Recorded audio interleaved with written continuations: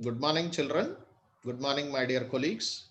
Good morning, my co-presenters and everybody. And I welcome Seema Madam, today's presenter, Shailja Madam, host of the session, and Naveen, coordinator of this session. Today, once again, we are discussing about this plant physiology, chapter 5, respiration in plants, and we are in the session 3. We already given a brief insight what is respiration and what are different types of respiration, aerobic respiration and anaerobic respiration. We also discussed about the fermentation. We discussed about the most important part of the respiratory pathway, that is Krebs cycle. Once again, while we are going into the subject, we have to have a brief importance regarding the why respiration is so important.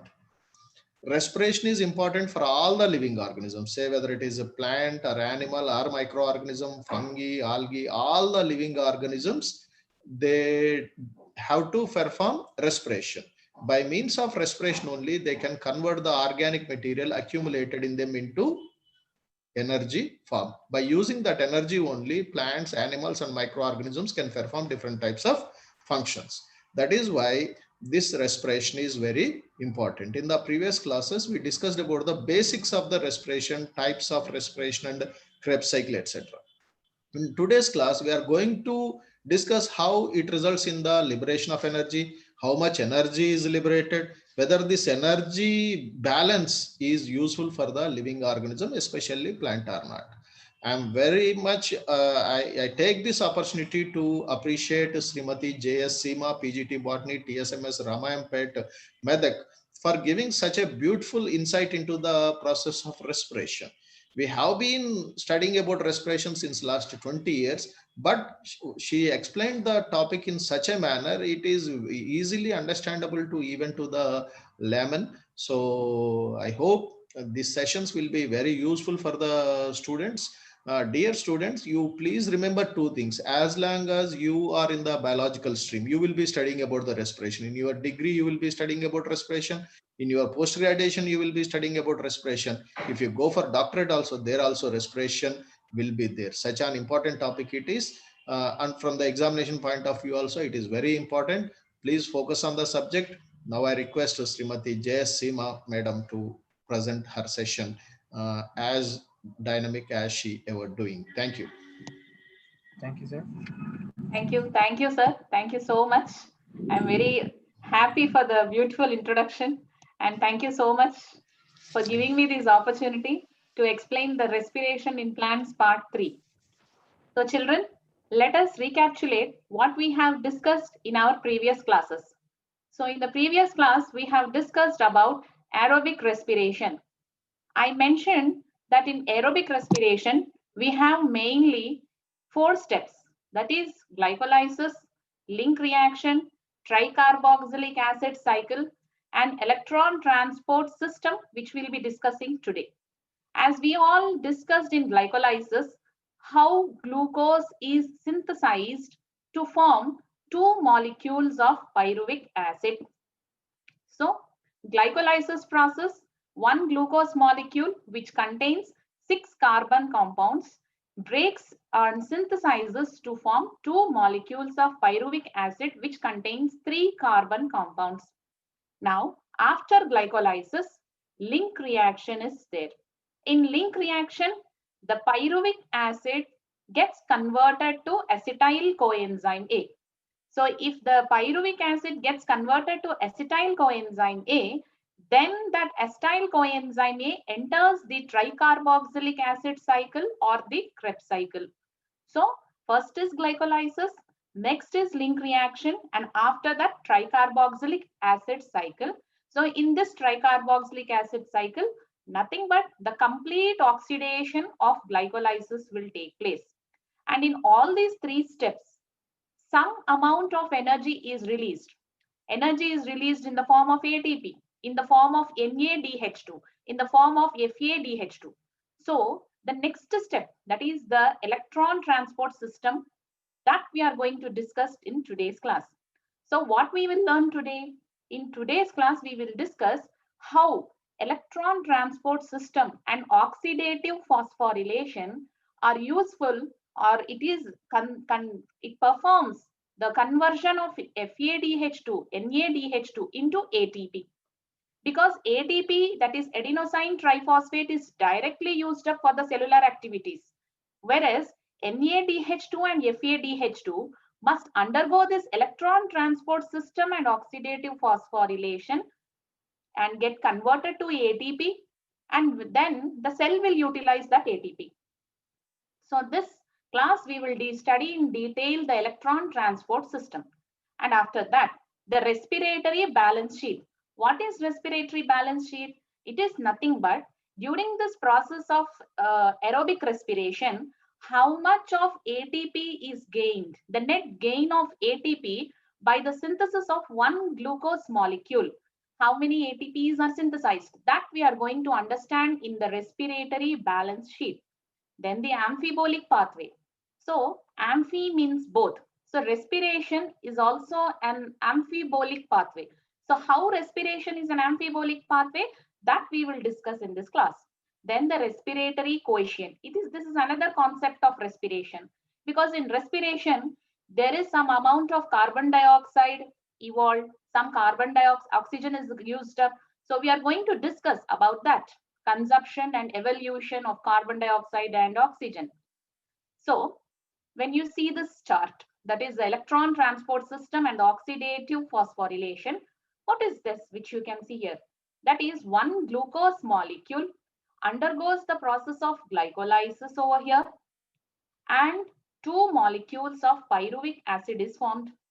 During this conversion of glucose to pyruvic acid, what is the energy we gained?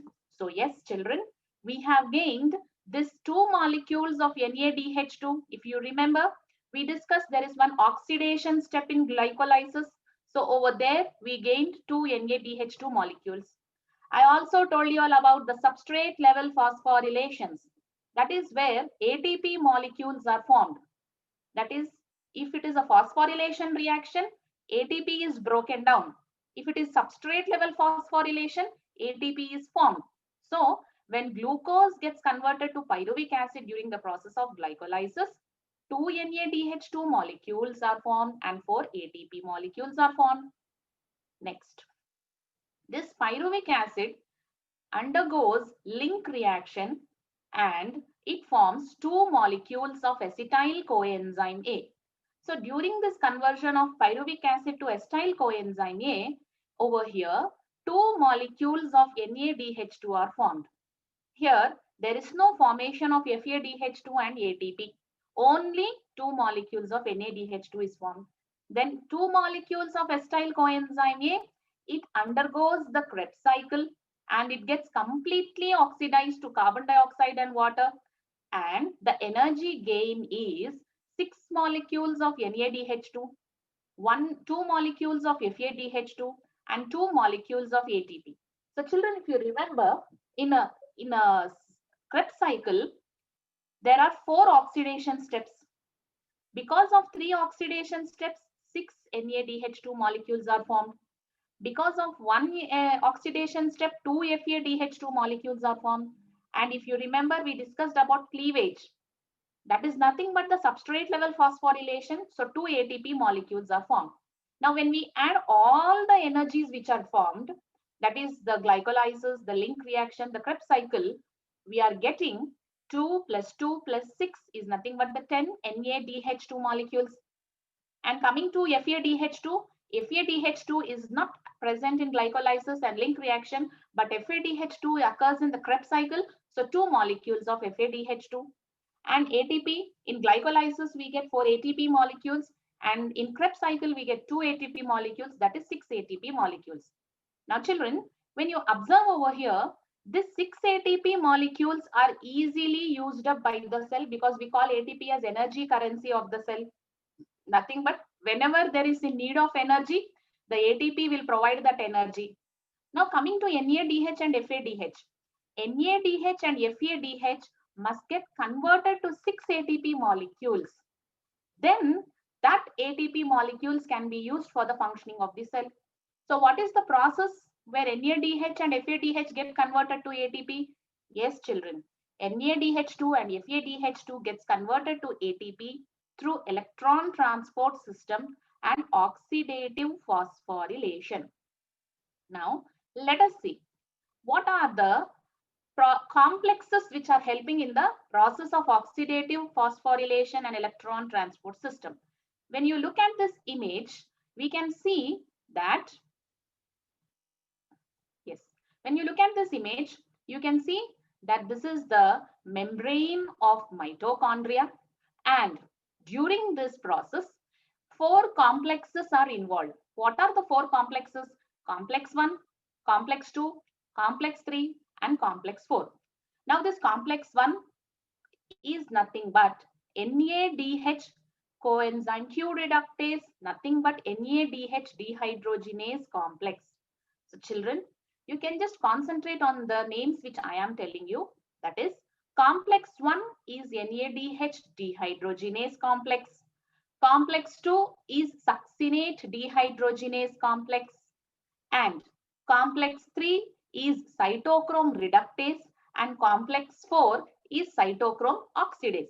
As you can see the oxygen over here, so you can just say as a cytochrome oxidase. So once again, let us repeat that. Complex 1 is NADH dehydrogenase. Complex 2 is succinate dehydrogenase. And complex 3 is cytochrome reductase. And complex 4 is cytochrome oxidase. You can see here oxidase. So these are the 4 complexes which help in the process of electron transport system and oxidative phosphorylation. Along with these 4 complexes, there is another complex, nothing but complex 5, that is ATP synthase. We will discuss about all these complexes in this coming slide.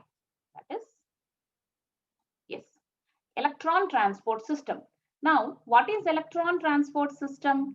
Electron transport system is nothing but the metabolic pathway through which an electron passes from one carrier to another carrier. That is, when you can see this image, children, these are the complexes which we discussed till now. This is complex 1, this is complex 2, complex 3, complex 4. So complex 1 is NADH dehydrogenase. Complex 2 is succinate dehydrogenase. Complex 3 is cytochrome reductase. Complex 4 is cytochrome oxidase. Now, first let us know where are these complexes present? Where exactly this electron transport system is taking place? Let us discuss that.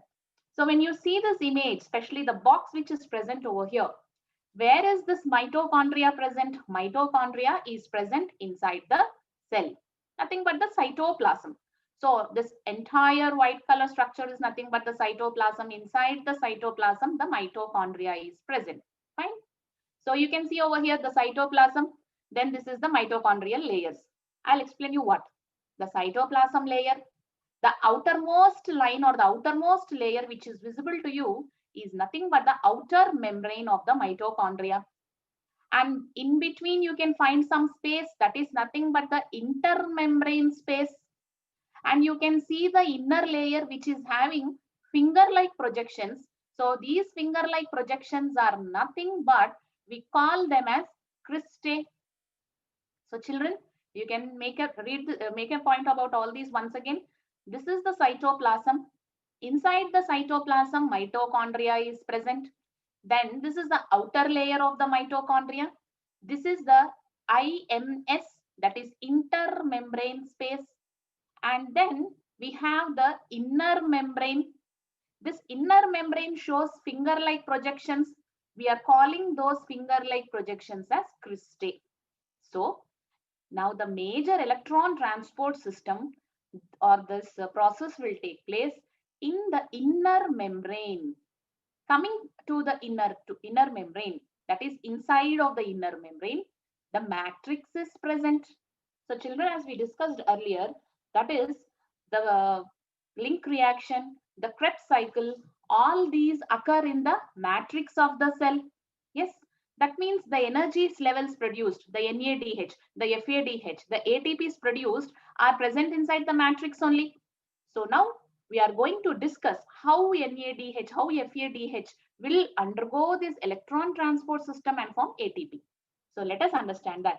First, let us know what is this electron transport? Nothing but transfer of the electrons from one part to the other through the carriers. With the help of these carriers, nothing but the complexes. So first, let us know the oxidation of NaDH2. So oxidation of NaDH2, that is NaDH2 added to the matrix, undergoes oxidation in the presence of the enzyme NADH dehydrogenase. As the complex name itself, NADH dehydrogenase. So NADH2 will get oxidized in the presence of the enzyme NADH dehydrogenase. As you can see the image over here, children, 2 electrons are released inside the complex and 2 protons are released into the matrix. So is it clear that because of the oxidation process of NADH2, 2 electrons are released into the complex 1 and 2 protons are released into the matrix. Now, this electron which is released in the complex 1, this is nothing but it gets transferred or it gets carried to the complex that is received by the ubiquinone. The COQ is nothing but ubiquinone. So the electron from complex 1 is transferred to ubiquinone. Now your doubt must be there. Now madam, when there is complex 2 over here, why is this electron not going to complex 2? So children, over here you have to remember one point, that is NADH will not involve to complex 2. Complex 2 will not involve any reaction with complex 1. So the electron which is liberated by NADH will directly go to ubiquinone, and from this ubiquinone it enters to complex 3. So ubiquinone, from ubiquinone to complex 3 directly, never touching complex 2. Okay, so electron from complex 1 to ubiquinone and from ubiquinone to complex 3. Then from complex 3, the electron passes to complex 4 through cytochrome C, which is nothing but it is a mobile carrier. It is a mobile carrier. So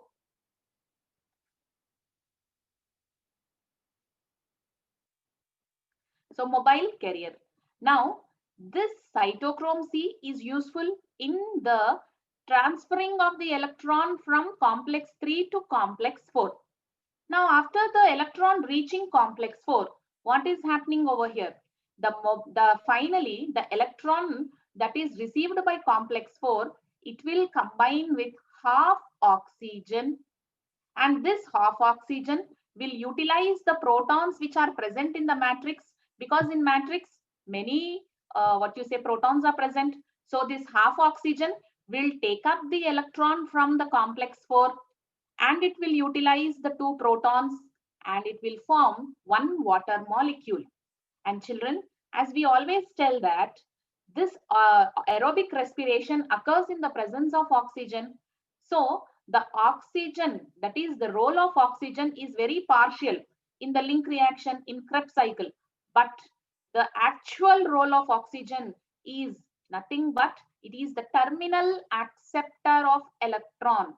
So once again, let me explain you. NADH2 will undergo oxidation process in the presence of the enzyme NADH dehydrogenase. It releases an electron into the complex 1. It releases protons into the matrix. The electron passes from complex 1 to ubiquinone, from ubiquinone to complex 3, from complex 3 to complex 4 through cytochrome C, because cytochrome C is the mobile carrier. And when the electron enters the complex 4, it is readily accepted by half oxygen, nothing but 1 molecule of oxygen. As a result, water molecule is produced. As a result, 1 water molecule is produced. So you can say that for 1 NADH molecule, 1 water molecule is produced. When it is NADH2, 2 water molecules are produced. So though oxygen is essential for aerobic respiration, the original role of oxygen, we can observe it over here. Now the oxygen molecule will accept and water molecule is formed. We are calling this water molecule as metabolic water. Okay. Now let us understand the energetics. Now we are talking completely about electrons only. What happened to these protons? Yes, children will discuss about what is happening to the protons. Here totally 3 steps are taking place. What are the 3 steps? First step is complex 1 to ubiquinone. Second step is ubiquinone to complex 3. Third step is complex 3 to complex 4. So now 3 steps are here. In each and every step, 2 protons are liberated from mitochondrial matrix to intermembrane space. So remember, for 3 steps, that is complex 1 to ubiquinone, from ubiquinone to complex 3, and from complex 3 to complex 4, that is the 3 steps, each step 2 protons are liberated from matrix to intermembrane space. As a result, you can see that for one NADH molecule, 6 protons are collected. So, excuse me. Protons are translocated from matrix to this intermembrane space. Here, ubiquinone, not only it is an electron carrier, but it is also a proton transporter. So it pulls the protons from the mitochondrial matrix to the intermembrane space. For 2 electrons, 2 protons are transferred to the intermembrane space. So in the same way, complex 3 and complex 4 also carry 2 electrons to the intermembrane space. Totally 6 protons as we discussed. Now gradually what is happening over here, that the protons level in the matrix are getting decreased, whereas the proton concentration in the intermembrane space is increasing. Due to this, what is developed? Due to this, proton gradient, concentration gradient is developed. That is movement of the substances from one layer to other layer, from one higher concentration to lower concentration. A proton gradient will develop. According to Peter Mitchell's chemiosmotic hypothesis, which you discussed in the last chapter, that is H plus concentration gradient allow the H plus ions from the mitochondrial space to the matrix back. So we will discuss about that also. How when the protons are getting decreased in the matrix and the level of protons is increasing in the intermembrane space, then the protons should get pumped back to the matrix. How are the protons getting pumped back to the matrix? Means, yes, ATP synthase plays a major role. This is one complex which always rotates. While rotating, what is happening? The protons are pumped back into the matrix. Now, children, one point you have to note here is protons are nothing but they cannot pass through the mitochondrial membrane. Nothing but the mitochondria is impermeable to protons. It will not allow the protons to pass through the inner membrane. Then how will the proton pass through the inner membrane? So this complex, that is this coupling factor, ATP synthase plays a major role in transferring the protons from the intermembrane space to the mitochondrial matrix. So we are calling this as coupling factor. Protons are channelized through the coupling factor. So let us discuss this in detail. That is, when you see this over here, this is nothing but the coupling factor. So what is happening over here? This is the F0, that is the proton channel, which is allowing the protons to pass through them. This membrane will not allow the protons to pass. Only the proton channel will allow the protons to pass through them. And this F1 is the head part. This will catalyze the enzymes. That is, this is the part where ATP synthase enzyme is present. Now, because of this ATP synthase enzyme, what is happening? ATP formation is taking place. Okay. Now, I will tell you how. The protons are being passed from the inner mitochondrial membrane to the matrix. While the passing of the protons through the proton channel and while they enter into the matrix, some amount of energy is released or some amount of energy is liberated in the head part. That is the F1 part. And the coupling factor. This energy is captured by the enzyme which is present, that is ATP synthase. And this ATP synthase helps in the coupling of ADP and PI to form ATP. So I hope children you understood how ATP is formed. Whatever protons which are deposited in the intermitochondrial space will come back again to matrix. When they are coming back to matrix, they pass from the proton channel, then to the head part of the coupling factor. During this process, some amount of energy is liberated. That energy is captured by ATP synthase, and that energy is used by ADP and PI to form ATP. So let us go back. So in this way, whatever hydrogen or whatever protons are deposited in intermembrane space will come back to the matrix through this ATP synthase. Now, till now we have discussed about NADH. So for NADH, that is one molecule of NADH, how many ATPs are developed means 3 ATP molecules are formed, because one ATP will utilize 2 protons and one NADH is releasing out 6 protons. That means 2, 2, 2. So for 2 protons, 1 ATP, another 2 protons, second ATP, another 2 protons, third ATP. So for one NADH molecule, 3 ATPs are produced. I hope now you understood why we always tell 1 NADH2 is equal to 3 ATPs. Now let us discuss about FADH2. Now children, FADH2, the complex it starts is from complex 2. The name of the complex 2 is nothing but succinic dehydrogenase. And this name, why do we got it as succinic dehydrogenase? If you remember Krebs cycle, succinic acid getting converted to fumarate, over there FADH2 is produced. So in that way, we got the name succinate dehydrogenase.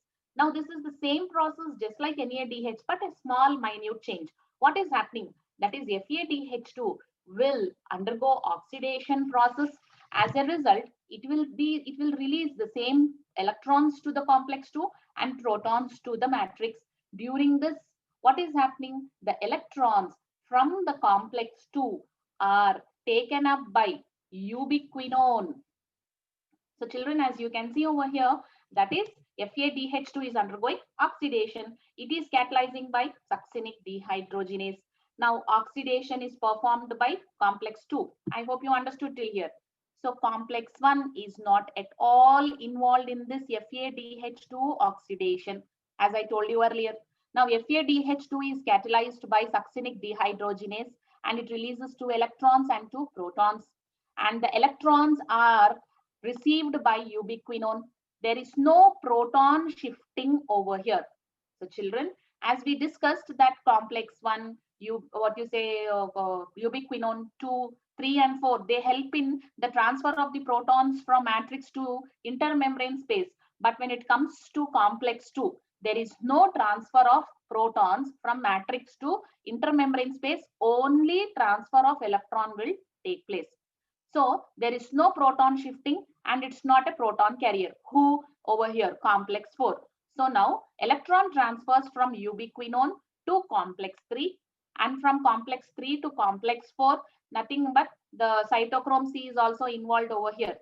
So now finally electrons are reached by this complex 4 to this half oxygen, which is readily accepting electron and using the 2 protons and forming 1 water molecule. So the same process just like the NADH only. Now the protons which we will discuss now here is only the complex 3 and complex 4, 2 protons from here and 2 protons from here. So totally 4 protons are translocated from mitochondrial matrix to intermembrane space. So children, how many protons are translocated? So 4 protons are translocated from mitochondrial matrix to intermembrane space. As a result, these protons will again follow the same ATP synthase procedure, that is a coupling factor, and for one FADH2 molecule, 2 ATPs are produced, because how many protons are being translocated from matrix to intermembrane space? 4. So 2 for one ATP and 2 for another ATP. That means one FADH2 will produce 2 ATP molecules. So children, with this, I hope you understood how NADH will give 3 ATP molecules, how FADH2 will give 2 ATP molecules. Now, let us know what is respiratory balance sheet. So respiratory balance sheet, as I told you, this is nothing but it will give you the theoretical value of the ATPs produced. Till now we have discussed about NADH, FADH2s and all. So this that is respiratory balance sheet, will give a clear-cut idea how many ATP molecules are produced for one glucose molecule synthesis. It is possible to make calculations of the net gain of ATP for every glucose molecule oxidized, but there are some assumptions. So children, these assumptions are present in your textbook also. Let us discuss these assumptions one. So once, what are they? There is a sequential orderly pathway functioning with one substrate forming the next, that is next with glycolysis, TCA cycle and ETS pathway, one after the other. No substrate will interfere with another cycle. The substrate, that is glucose, will undergo glycolysis and form pyruvic acid, but never glucose will enter into TCA cycle. That means it is in a very sequential manner. The NADH synthesized in glycolysis is transferred into the mitochondria and it undergoes oxidative phosphorylation. Yes, children, glycolysis has produced NADH2. It cannot keep NADH2 like that. It has to undergo electron transport system or oxidative phosphorylation and develop into ATP. So that is why the glycolysis, NADH is synthesized. Then this NADH will undergo oxidative phosphorylation or ETS at which organelle? That is mitochondria. Next, none of the intermediate in the pathway are utilized to synthesize any other compound. So none of the intermediate in the pathways are utilized. So any compound must be formed, it will form in a sequential manner only. One glucose is being respired, no other alternative substrates are entering in the pathway at any of the intermediary stage. So let us know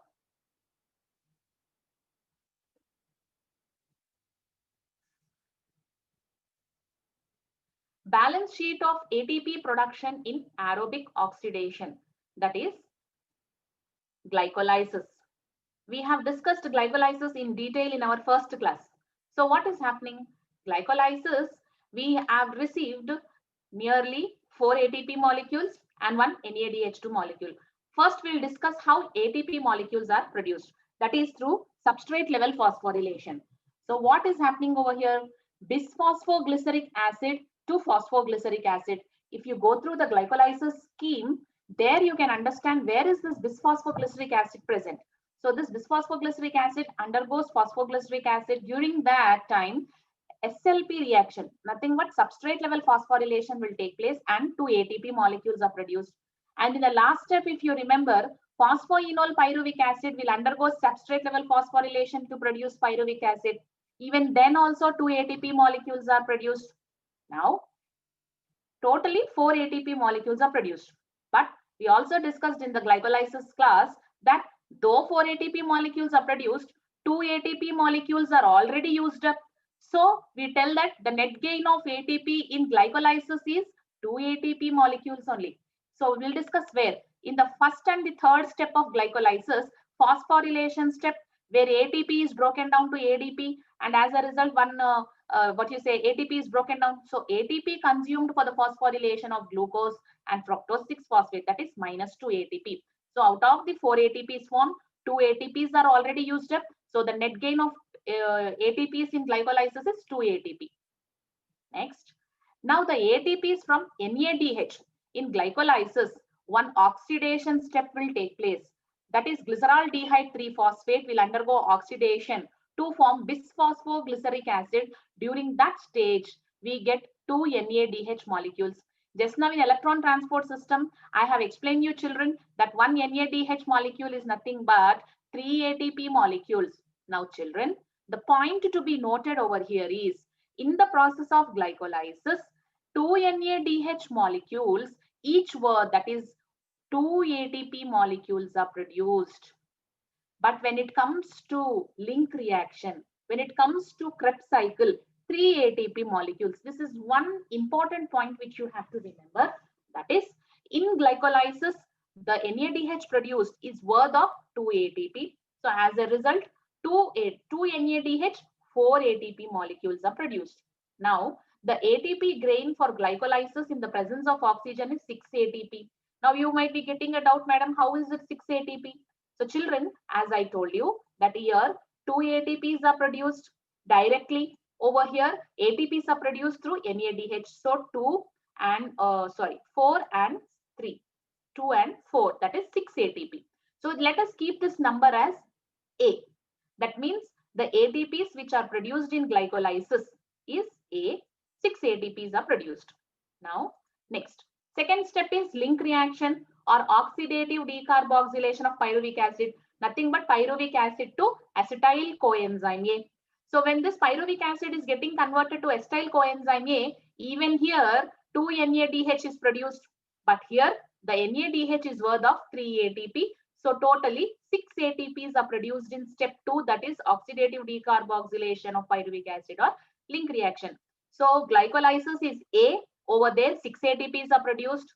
Oxidative decarboxylation of pyruvic acid or link reaction, this is B. Over here also 6 ATP molecules are produced. Now Krebs cycle. Over here there is huge amount, enormous amount of energy is released. So let us discuss how. ATP produced in substrate level phosphorylation. That is when you observe this cycle over there, succinyl coenzyme A to succinic acid, over there directly one ATP is synthesized. Next, ATP from NADH. So children, if you remember our Krebs cycle explanation, over there I have mentioned you that in Krebs cycle totally 4 oxidation steps will take place. The first 3 oxidation steps, in 3 oxidation steps, NADH is produced. In the another oxidation step, FADH is produced. So let us know where, in which steps this NADH is produced. If you remember, isocitric acid to oxalosuccinic acid, over there, one NADH2 is produced. Alpha ketoglutaric acid to succinyl coenzyme A, even over there, one NADH2 is produced. Malic acid to oxaloacetic acid, over there also, one NADH2 is produced. Now, 2 NADH2, 2 NADH2, 2 NADH2. In Krebs cycle, 1 NADH2 is worth of 3 ATPs. So 2 NADH2 means 6 ATPs. So totally, in the form of NADH, we are getting 18 ATPs in the Krebs cycle. Now ATP from FADH2, where is this FA? This is also an oxidation step, children. So where is this FADH2 produced means succinic acid to fumarate, over there the FADH2 is produced. Just now in electron transport system also I told you FADH2 succinate dehydrogenase enzyme. Yes. So ATP from FADH2, that is succinic acid to fumarate, over there one FADH2 is produced. So children, 2 FADH2, but 2 FADH2 is equal to how many? 2 ATP molecules. So 2 FADH2 to 4 ATP molecules. When we add all these ATP molecules, we get 24 ATP molecules. This is the number C. Now let us add the ATPs from glycolysis, ATPs from link reaction, and the ATPs from the Krebs cycle. A is nothing but glycolysis. B is nothing but link reaction. C is nothing but Krebs cycle. When we add all the ATPs from all the 3 steps, how many ATPs we are getting means we are getting 36 ATPs. So with this, the net gain of ATP in aerobic respiration per mole of glucose is nothing but 36 ATP molecules. Now, here I have to mention you this balance sheet, especially because in the process of glycolysis, the NADH to produce is worth of 2 ATP molecules, whereas the NADH to produce in the link reaction in the Krebs cycle, it is worth of 3 ATPs. That is why this sheet is mentioned over here. How many number of ATPs are produced? 36. This is because glycolysis occurs in the cytoplasm, and each NADH produced there must be transported into the mitochondria for oxidative phosphorylation, nothing but electron transport system.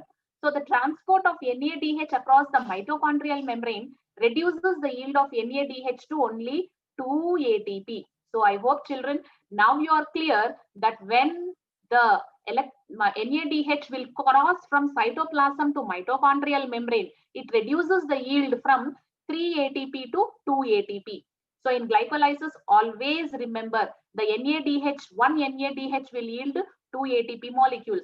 But when it comes to link reaction and Krebs cycle, NADH molecule will yield 3 ATP molecules. So let us go through this once.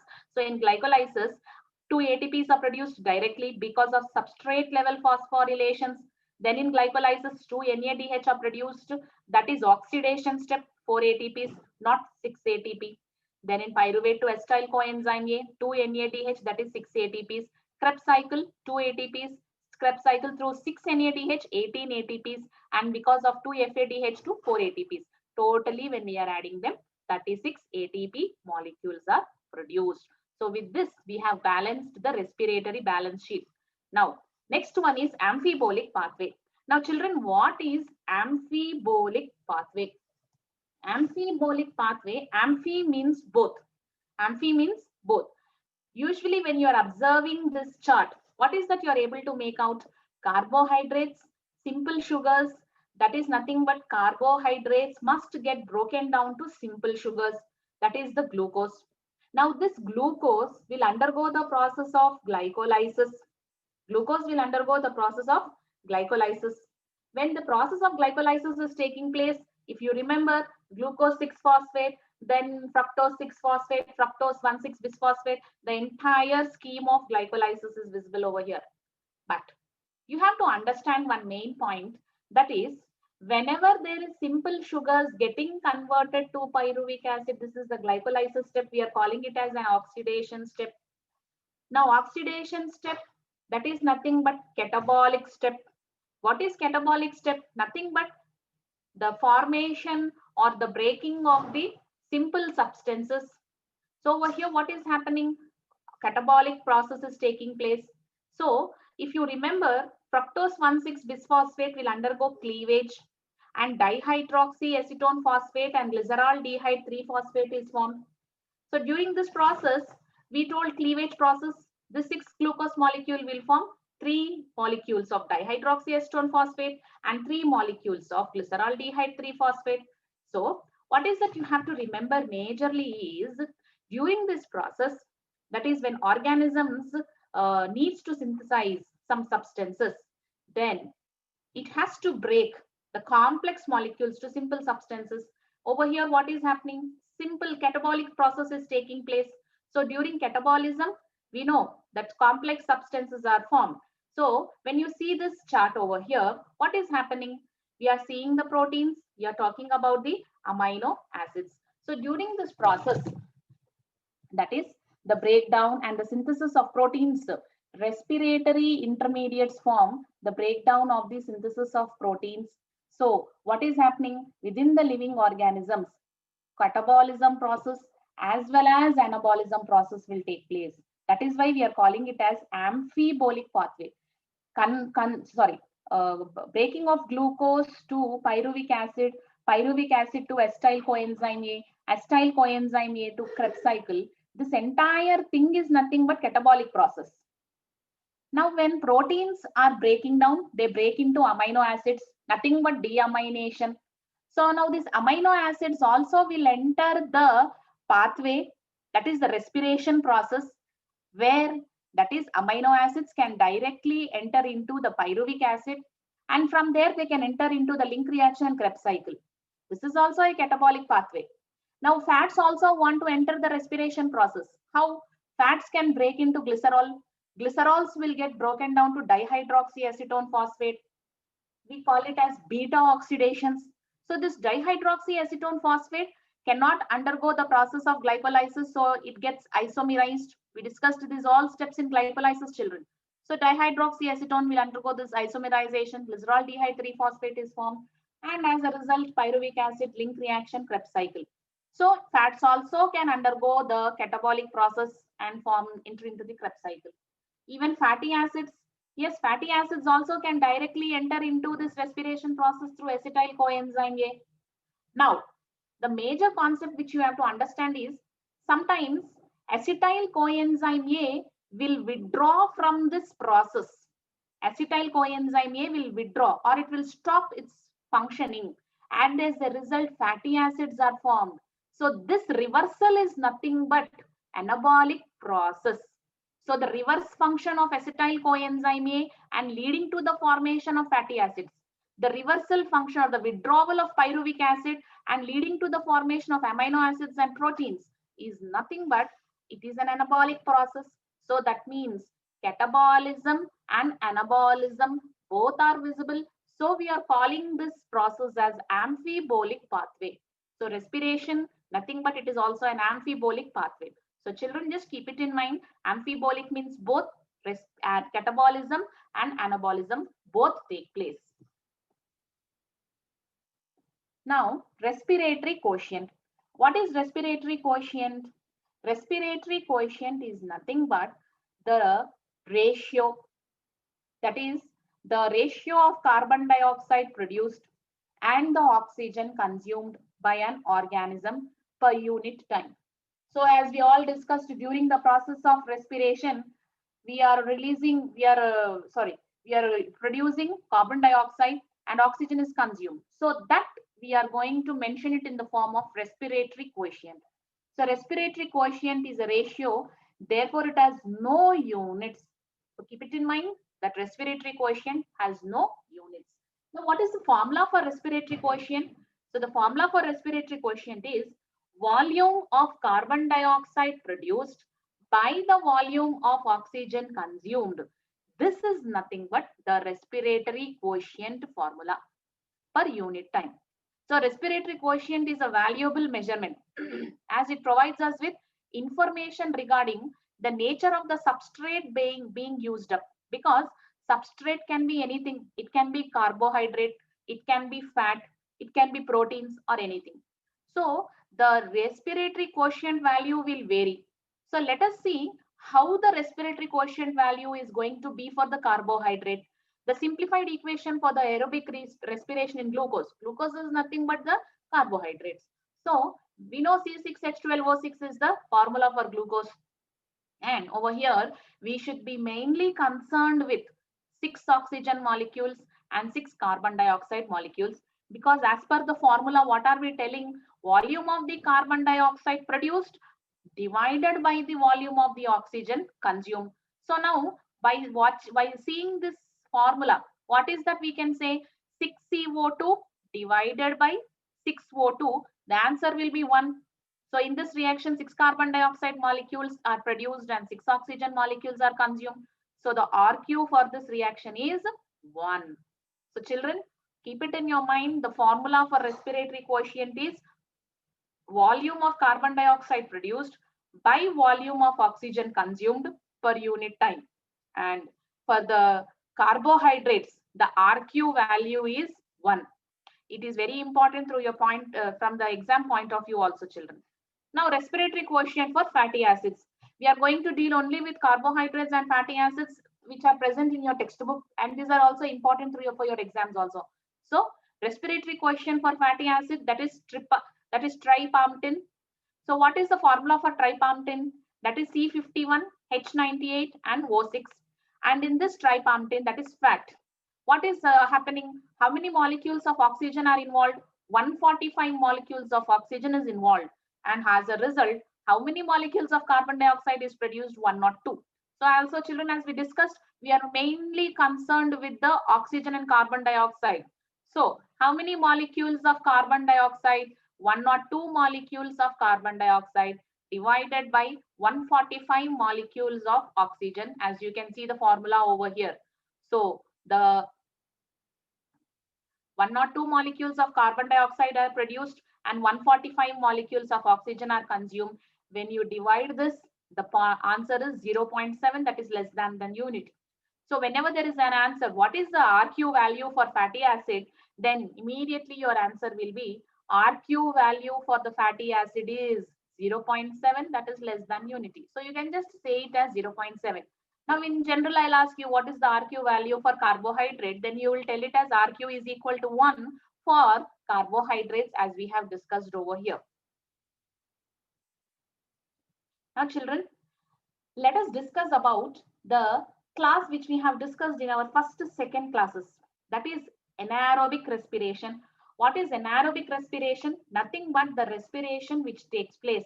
N means in the absence of oxygen. We are calling it as anaerobic respiration. So you are very clear. Anaerobic means the respiration which occurs in the absence of oxygen.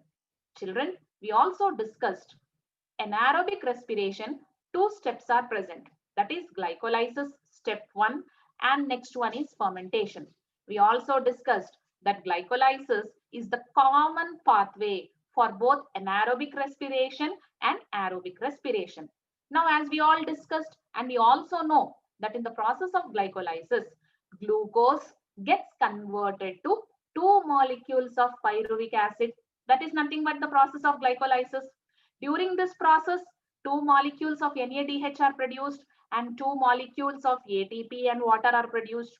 Now fine, the pyruvic acid is produced because of the glycolysis process in the absence of oxygen. And when this pyruvic acid is accepted by the yeast molecule, then we call it as alcoholic fermentation. And if the pyruvic acid is taken up by lab, that is lactic acid bacteria, we call it as lactic acid fermentation. Children, we have discussed about this fermentation process in detail in our earlier class, very much in detail about this fermentation in earlier classes.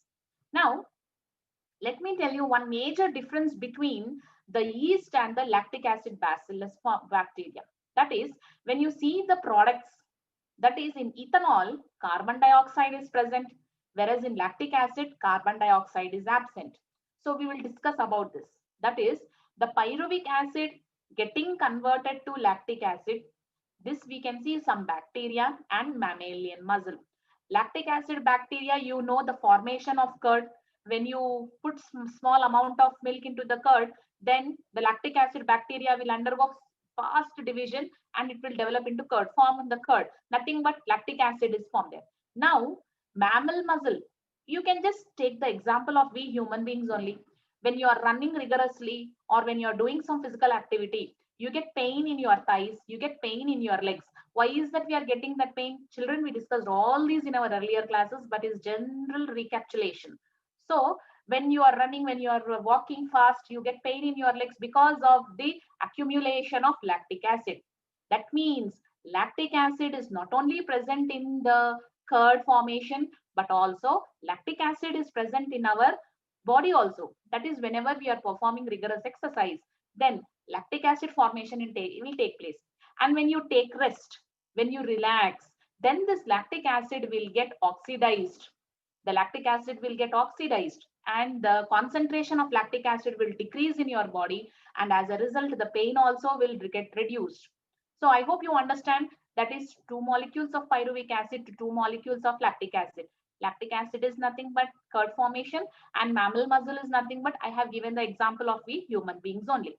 Now when pyruvic acid is entering into the yeast, then ethanol formation and two carbon dioxide formations. The best example for alcohol fermentation is the bread. You can see the bread which is very soft, and you can also observe pores on the bread. Why are those pores present on the bread? Because of carbon dioxide. The spongy texture of the bread is because of the formation of carbon dioxide. So children, you can just keep it in mind that when pyruvic acid is accepted by the yeast molecule, then two molecules of ethanol or ethyl alcohol along with two molecules of carbon dioxide is produced. And if pyruvic acid is taken up by lab, then lactic acid fermentation. If human beings also, that is when rigorous exercise is done, then lactic acid formation takes place in the body.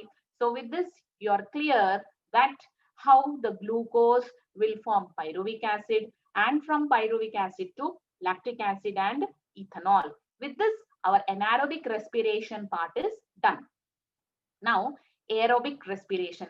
This is the brief schematic idea of the aerobic respiration. So children, what is this? This part is the cytoplasm and this is the mitochondria. Now in the cytoplasm, glycolysis will take place. If you go through our initial classes, we discussed very clearly the glycolysis will take place in the cytoplasm. It is irrespective of oxygen. Even fermentation also. Yes, children, even fermentation process also will take place in cytoplasm. It will never enter the mitochondria. That means anaerobic respiration will never enter mitochondria. The entire process of anaerobic respiration will take place in cytoplasm only. Now, aerobic respiration, that is the cytoplasm, glycolysis will take place. As I told you just now, glycolysis is the common pathway for both aerobic and anaerobic. Now we are discussing about aerobic. So now glycolysis process is taking place, pyruvic acid is formed. Pyruvic acid will never enter Krebs cycle directly. So some reaction must be present in between. So what is that reaction? Link reaction. And I also told you all, step 1 is glycolysis. Step 2 will be link reaction, which is not mentioned here, but you know that is pyruvic acid gets converted to acetyl coenzyme A, and that acetyl coenzyme A will enter into the Krebs cycle, that is the mitochondria. So now the link reaction will take place in the mitochondria only, and this Krebs cycle and electron transport system, this all will take place in mitochondria. So keep it in mind, in aerobic respiration, totally 4 steps are present. That is step 1, that is glycolysis. Step 2, that is link reaction. Step 3, that is Krebs cycle. And step 4, that is electron transport system or oxidative dephosphorylation. So these are the 4 steps which we are going to see in the aerobic respiration. And children, when you are seeing over here, you can observe some energies which are liberated. That means in the process of aerobic respiration, few amount of energy is released. We'll discuss about that. First, let us discuss the step 1, that is glycolysis.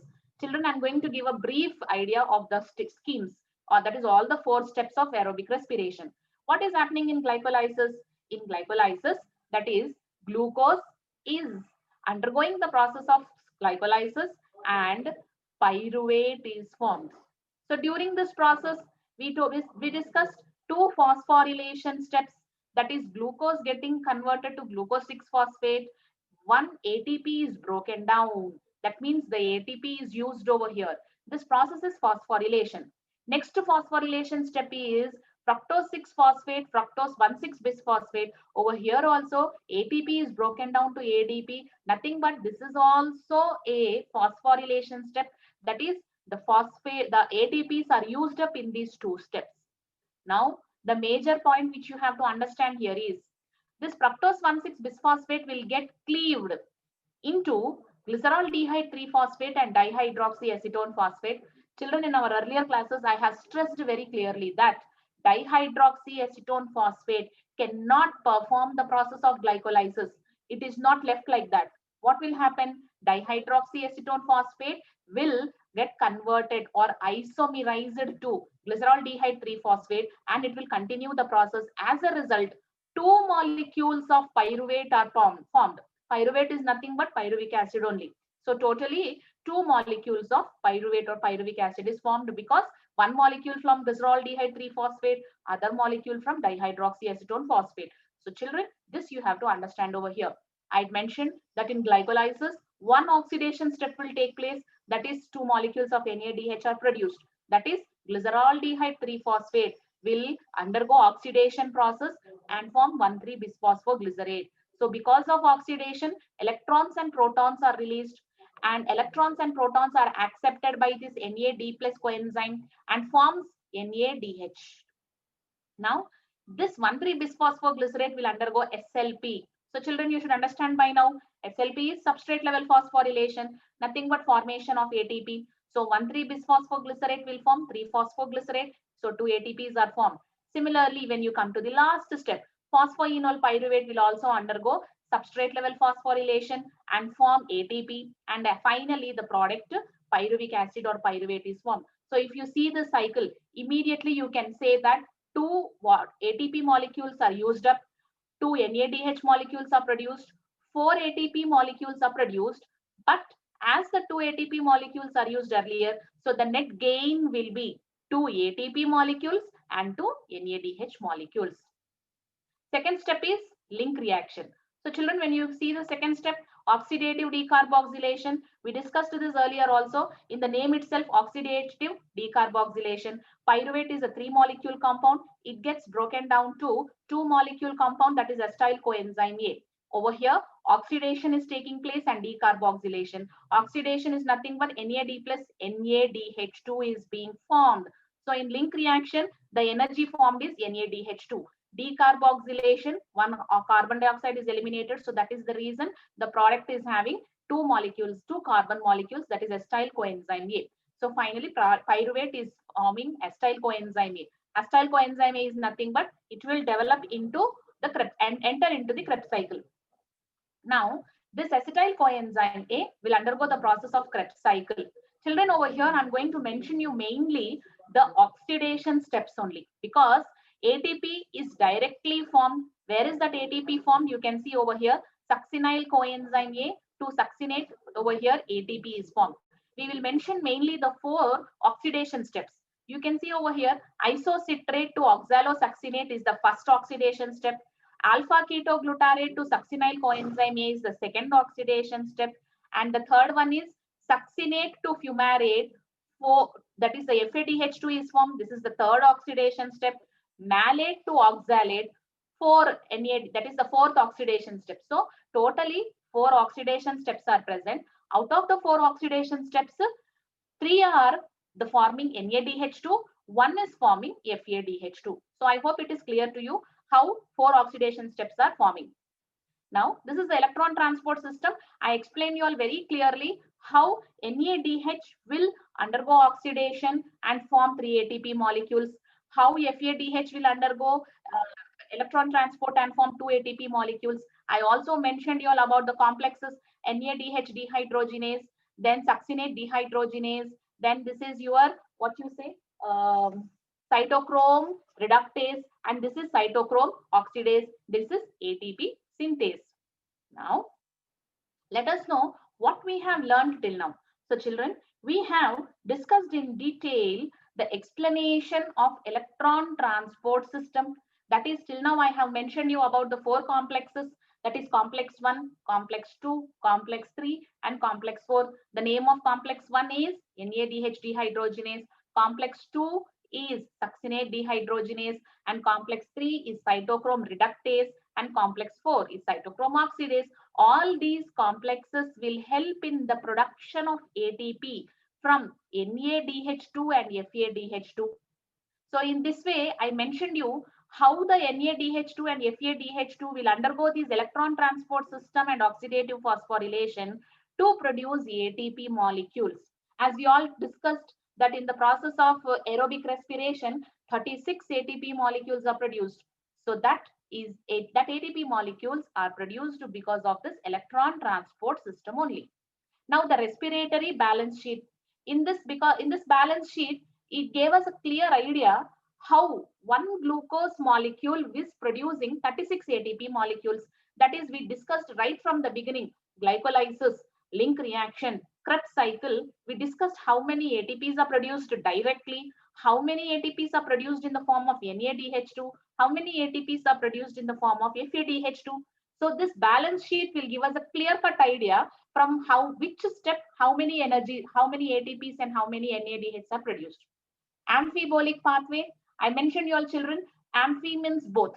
Usually respiration is a catabolic pathway, whereas whenever there is a protein entering into the respiration process, sometimes pyruvic acid will withdraw from the cycle and help in the production of the development of the protein. So that is an anabolic process. Sometimes fatty acids also can be produced. So the glyceroldehyde 3-phosphate will withdraw from the cycle and form fatty acids. So nothing but withdrawing from the cycle and forming the fatty acids and the proteins is nothing but the anabolic process. So both catabolic and anabolic process taking place together is nothing but the amphibolic pathway.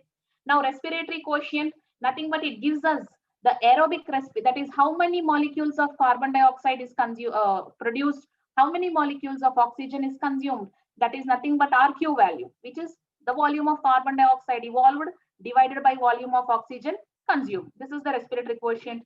Now, the brief explanation of aerobic and anaerobic respiration. So children, I have told you that in aerobic respiration, mainly 2 steps are present. That is, first one is glycolysis.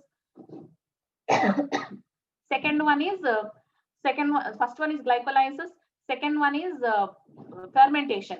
And even in fermentation also, we mentioned that 2 types of fermentations are present. That is, first one is lactic acid fermentation, and the second one is alcoholic fermentation. We have discussed very beautiful examples for lactic acid fermentation. That is curd formation.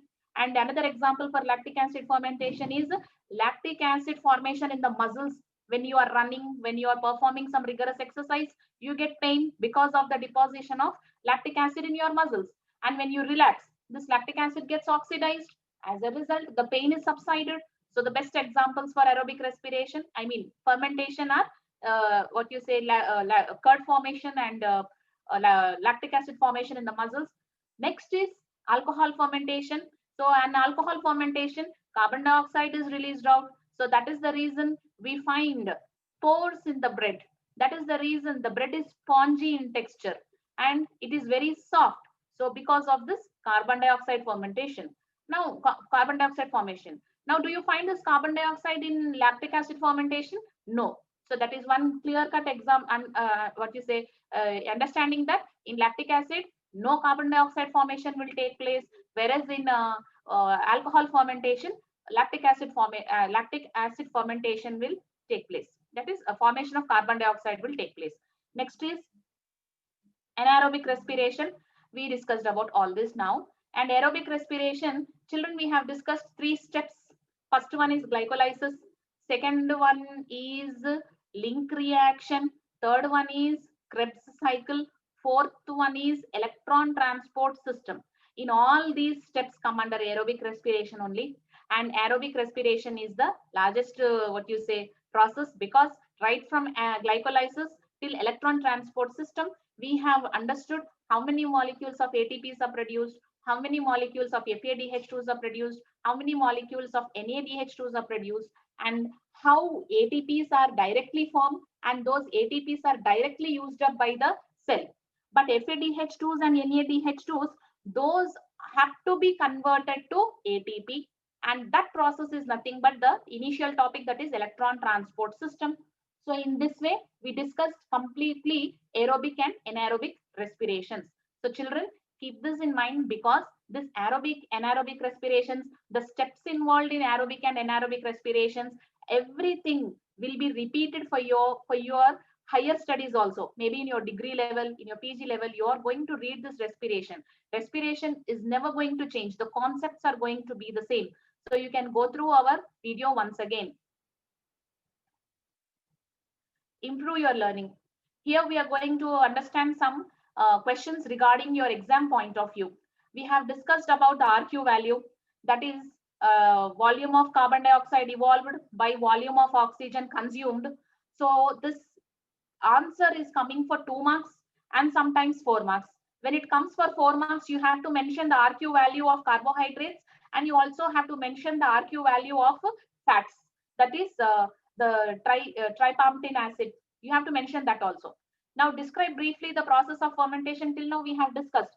After glycolysis, the product formed in glycolysis, that is pyruvic acid, if that enters into this alcoholic yeast, then it is alcoholic fermentation. If it enters into the lactic acid bacillus, then it is lactic acid fermentation. So you have to mention the process, entire process of fermentation. And you also must mention that fermentation process will take place in the cytoplasm, and fermentation process will take place in the absence of oxygen. You have to mention those all major points. Now, explain various complexes involved in electron transport system. You can, children, mainly write about the complex names. Complex 1, complex 2, complex 3, complex 4, and complex 5. 1 is NADH dehydrogenase, 2 is succinate dehydrogenase, 3 is cytochrome reductase, 4 is cytochrome oxidase, and 5 is ATP synthase. You have to mention about these 4 complexes which are involved in the electron transport system. And what is respiratory? Why is respiratory pathway referred as amphibolic pathway? As I told you, it performs both the catabolic process and anabolic process. So that is why we are telling it as amphibolic pathway. You can mention this answer, learn this answer also. And you can see over here all these answers. Every answer is for 4 marks. So please remember that. Next, here mainly 8 mark questions. That is account of glycolysis. Where does it occur? What are the end products? We have repeated a number of times in our class, children. Very major important answer which comes for 8 marks. Krebs cycle, beginning from acetyl coenzyme A till oxaloacetate formation. That is the entire cycle of Krebs cycle. Totally 4 oxidation steps are there. You have to mention all those. This is Krebs cycle, even this is for 8 marks. Finally, this electron transport system and oxidative decarboxylation, because the today's class was started by this major topic only. So it is very important. It can come for 2 and 4 marks. Write about the 2 ATP yielding reactions of glycolysis. So children, you can just remember, in glycolysis, I mentioned 2 SLP reactions, that is substrate level phosphorylation reactions. So with this, you can mention how many ATPs are produced in the glycolysis. So children, make a note of all these questions, write the answers for these concerned questions and show it to your botany teachers. And if you have any doubts, you can clarify them. Thank you so much. Thank you very much, Seema Thank you, madam. madam. Yes, sir. So actually we started the session in the first session with a question, do plants breathe? Breathe. Generally students and the layman think that only animals will breathe and the plants will give us oxygen. Yes, sir. But actually plants also breathe. Yes. And when they breathe, so many internal reactions take place. Yes, sir. That includes aerobic respiration, anaerobic respiration, fermentation, Krebs cycle, electron transport, amphibolic pathway, whatnot. You have given a beautiful analysis and what is the ultimate energy. If we do business to earn profit. In the same way, the plant also perform whether it is photosynthesis or whether it is respiration. It performs an activity for its benefit only. In the same way, our students also should focus on that and they should work hard for their personal benefit as well as benefit for the society. For example, plants are performing photosynthesis for their benefit, but we are getting food. Plants are performing respiration. By means of that, they are getting energy. At the same time, carbon dioxide is also necessary for the environment. It acts as a carbon dioxide sink. So whatever the activity plants perform, it is very useful for us. In the same way, the student community, especially our BPC students, should work hard in this pandemic time and they should focus on all the subjects, whether it is botany, zoology, chemistry, physics, languages, and everything. So I really appreciate you, madam. This respiration is really actually a bit tough topic compared to any other topic, for example. But you made it so simple. It really gives us immense joy to listen to the entire session for the last 3 sessions. And our students are having another advantage that they can listen any number of times actually. So that will be very useful for the students. I thank you and I thank Mr. Naveen for helping us, both of us, in coordinating the things. And as usual, we must be thankful to. Thank you very much. We must be thankful to Shailja madam for recording and delivering all our sessions. We thank to the students for patiently listening to us. Thank you very much, Seema madam. Congratulations. Thank you so much, sir. Thank you, sir.